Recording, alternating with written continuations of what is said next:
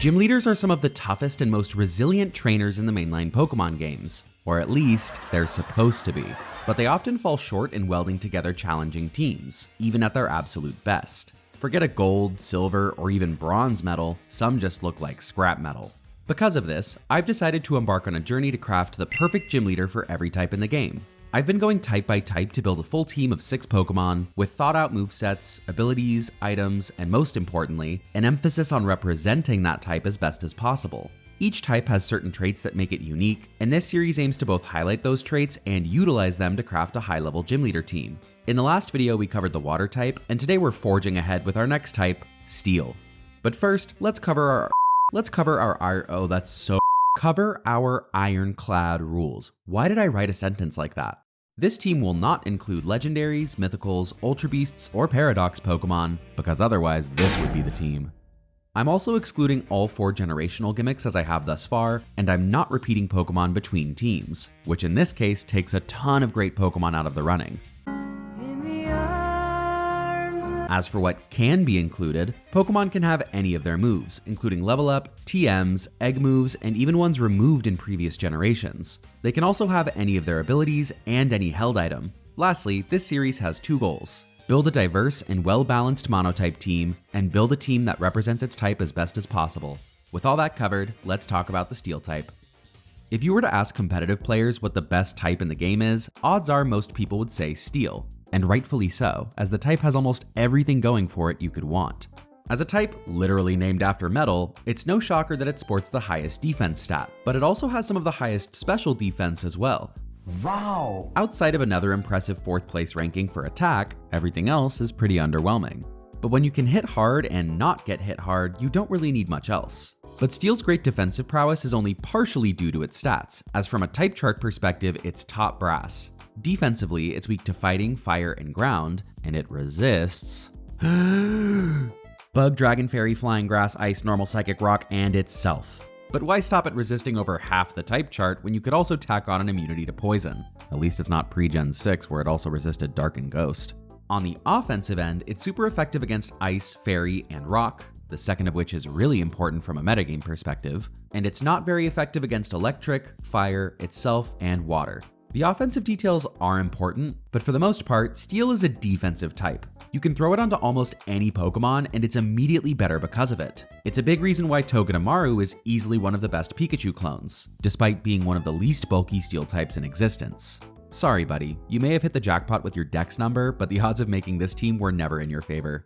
In general, most Pokemon struggle to break through Steel types to an extent, whether due to type matchups or their crazy good bulk. And this overwhelming defensive prowess is going to be a big focus for our gym team.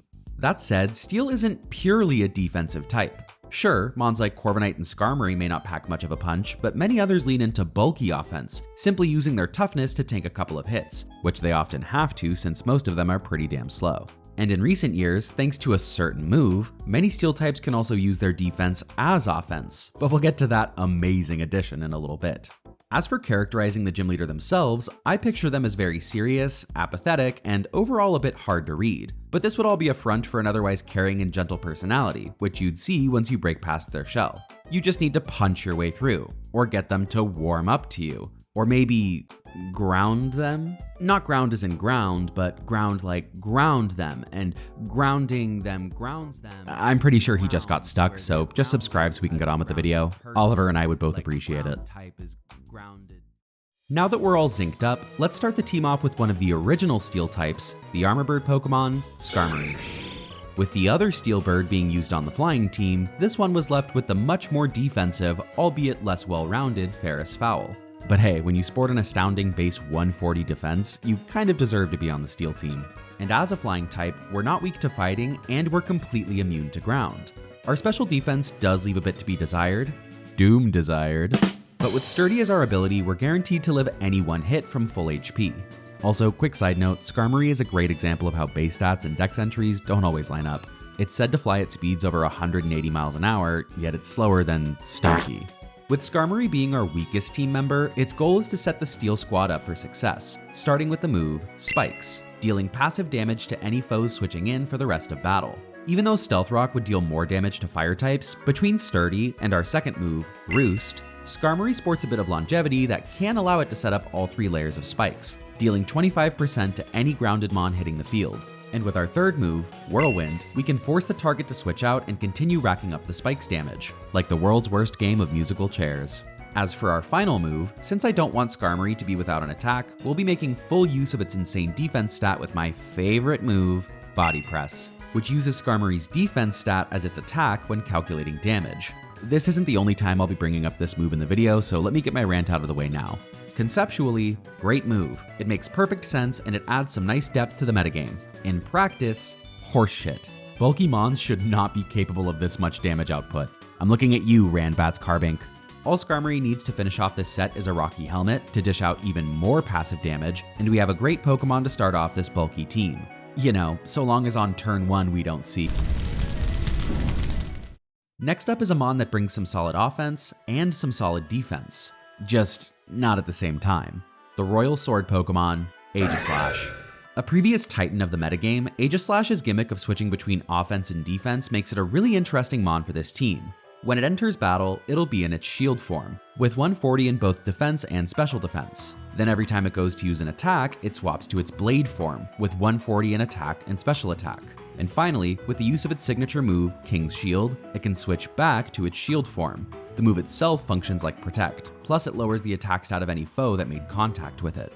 This stat swapping is possible thanks to its ability Stance Change. Being able to switch between offense and defense makes Aegislash a huge threat, since it can both wall and wall break depending on which is needed in the moment. Not to mention, its typing of Steel Ghost gives us an immunity to fighting. While Aegislash can effectively run offense or defense, ours will lean more into the attacking side, and to do that we'll be teaching it Sword Stance. With this and King's Shield, we only have 2 attacks, but Aegislash's dual stab can hit almost everything in the game for at least neutral damage, so it doesn't need coverage like a lot of other attackers do. Plus, Sword Stance doesn't take us out of our shield form, which makes setting up even easier. As for the attacks, first is going to be Iron Head, our most reliable physical steel stab. Gyro Ball is capable of more damage, but with no way to control the speed of our opponent's mons, Iron Head is more consistent. And lastly, while Shadow Claw would be solid physical ghost stab, I think it's better to give it Shadow Sneak, so it can outspeed and pick off weakened Pokemon, which would be even easier if Skarmory could get all those spikes on the field. As for an item, I thought about Leftovers or even an Air Balloon, but I instead went with a more high risk, high reward option in Weakness Policy. With the base 140 defenses in play, Aegislash can somewhat safely live a super effective hit, giving it +2, set up with Sword Stance, bumping it to +4, and in some circumstances just win the game from there. Plus, if it's doing this against a physical attacker, it can use King's Shield to weaken the foe before getting hit, making Weakness Policy even safer to get off. It can be a bit of a tough mon to use at times, but Aegislash has amazing potential as an early wall breaker. And you know what they say, the best defense is a good offense. Next up, we have a Pokemon I strongly associate with Taco Bell, the Bronze Bell Pokemon, Bronzong. How's that for a Pokemon intro? On paper, the Blue Bell Boy is a fantastic addition to this team. Its stats are very befitting of the type itself, with solid all-around bulk, usable offense, and absolutely terrible speed, non-derogatory. And it has a way to cover all 3 of Steel's weaknesses. It covers fighting by being Psychic type, making fighting an awful type into our lineup thus far, and it can cover either ground or fire by running Levitate or Heatproof for its ability. While it would make sense to go with Heatproof since Skarmory is already off the ground, I'd prefer Levitate for its complete immunity, since Heatproof simply halves the damage from fire moves. And besides, we'll have some ways to combat fire down the line. So with our stats and typing covered, we just need attacks. And therein lies my problem. Bronzong kinda gets a stupid amount of moves.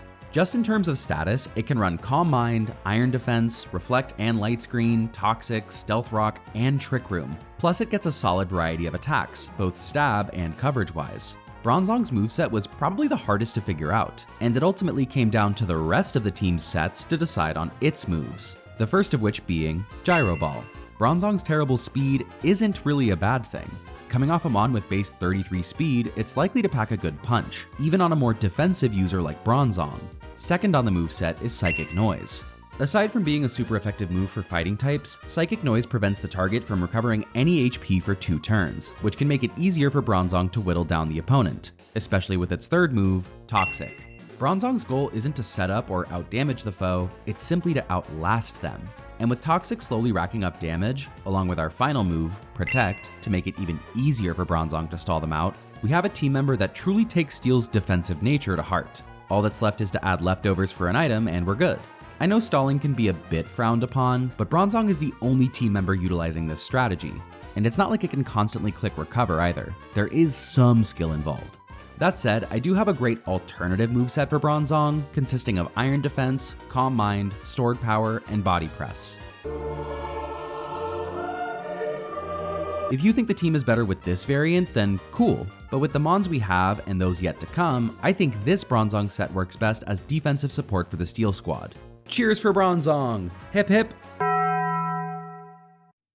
Next up is a Pokemon that almost didn't make this team, as I heavily debated using it on its other type. But after a lot, and I mean a lot, of consideration, I felt that the other team could do without it, and this one really appreciated what it had to offer. That being the Shell Bunker Pokemon, Hisuian Goodra. A fantastic alternative to its less than stellar original, Hisuian Goodra is an absolute frickin' unit in the special defense department, while also sporting a bunch of other impressive stats thanks to being a pseudo-legendary. And as a Steel Dragon type, we finally have something that can tank a Fire type move. The Steel typing also helps out Dragon a ton, mitigating its three weaknesses of itself, Fairy, and Ice. As for Goodra's ability, Sap Sipper, Shell Armor, and Gooey are all great in their own ways, and the best choice kind of depends on the team it's on.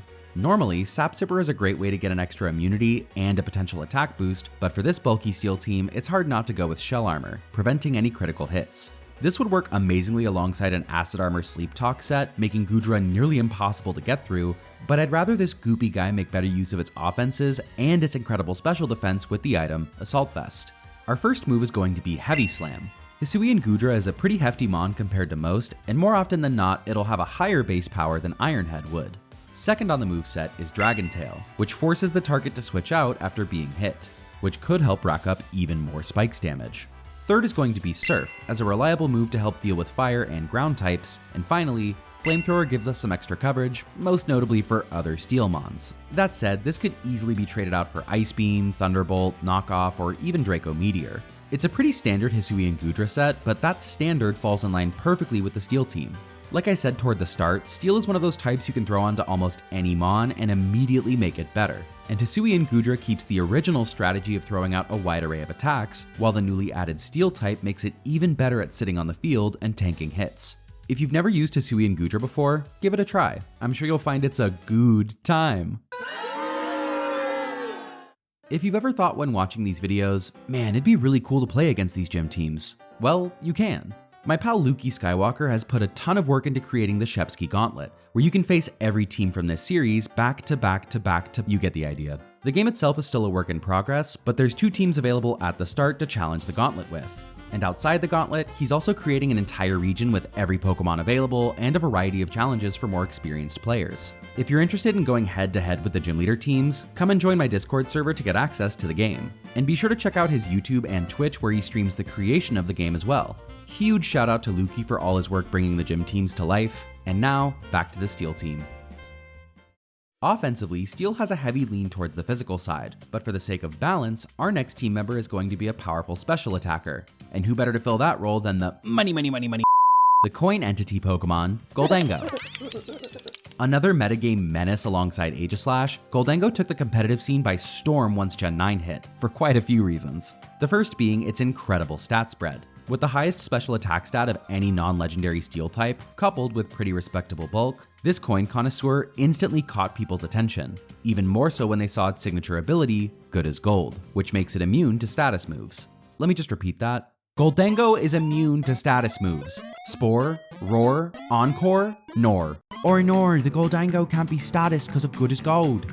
I'm so sorry for any Australians listening. As for what to do with the Silver Surfer's cousin, we're going to start with its signature move, Make It Rain.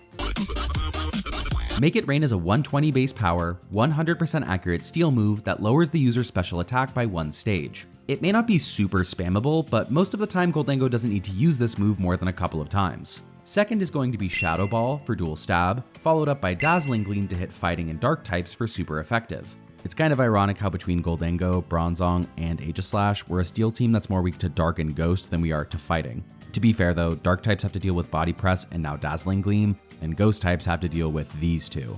As for our last move, it's a toss-up between Power Gem to hit fire types or Trick to trade items with the opponent. And that leads me to our item, the Choice Scarf. Steel may be a slow type by nature, but our team is a little too slow for my liking. That said, a version with choice specs or even one with nasty plot and leftovers would be terrifying as well, but I think the extra speed is more important than the extra damage. Gholdengo is here much more for the team's overall balance than it is to represent the steel type, but at the same time, with steel being commonly recognized as the #1 type in the game, it is appropriate for us to have a gold medal, you know? And now, our final team member. This one might be pretty divisive for some of you, so let me explain before you rush to the comments and call me an idiot. You know, if you haven't done that already. Here we have the alloy Pokemon, Archaladon. Part of me feels a bit crazy for putting 2 steel dragon types on this team, since steel is such an incredible secondary type for dragons. But after thinking about the dragon team for a bit and what its overall strategy would be, I don't think it necessarily needs a steel type, even for the sake of balance. And more importantly for this video, I think both Hisui and Gudra and Archaladon are a better fit for steel than they are for dragon. I've already talked about the Gooby Boy, so let's go over the bridge. Archaladon's stat spread is pretty fantastic, even if its special defense is a bit lackluster. Thankfully, Gudra exists. The most notable stat is of course defense at a whopping 130, but even more importantly, it has the incredible and rare ability Stamina, raising its defense by 1 stage every time it's hit by a move. Between the stellar defense and ability made to boost defense, it's kind of hard to argue it shouldn't be on the team known for defense. As for the moveset, our first attack is going to be Flash Cannon, so we can make use of the bridge's 125 special attack stat. The same goes for its second move, Dragon Pulse. This could easily be swapped out for Draco Meteor, but I like that Dragon Pulse is more spammable. That said, our third move is Earthquake, so we're not fully relying on our special attack stat. And finally, with all the potential defense boosts from Stamina, we're obviously going to have Body Press. Contrary to what I've said in previous videos, I really don't hate this move. I just hate some of the mons that use it, but only when they're used against me. It's like paralysis. To finish off, ironically enough, another Assault Vest on the Steel Dragon would be helpful for patching up our low special defense, but Leftovers works just as well, especially if we can keep restoring HP versus a physical attacker that can't get through our defense boosts. I'm a little bummed I couldn't work its signature move Electroshot into the moveset, especially since a Power Herb would make it a 1-turn move, but maybe I can figure out a way to bring this back in the future. But we'll cross that bridge when we get there. And there you have it. On paper, this might be one of the most stacked teams I've made yet. But hey, when it's the best type in the game, that's to be expected. But that's just my opinion, so let me know what you'd put on your perfect steel team in the comments. If any of you decide to use Fortress, you're my new favorite. Anyways, thank you guys so much for watching. Check out my Discord if you're interested in playing through the Gym Leader Gauntlet, and my membership if you'd like to support me and the channel. And as always, as thanks for making it to the end of the video, here's a picture of my dog. Talk to y'all soon.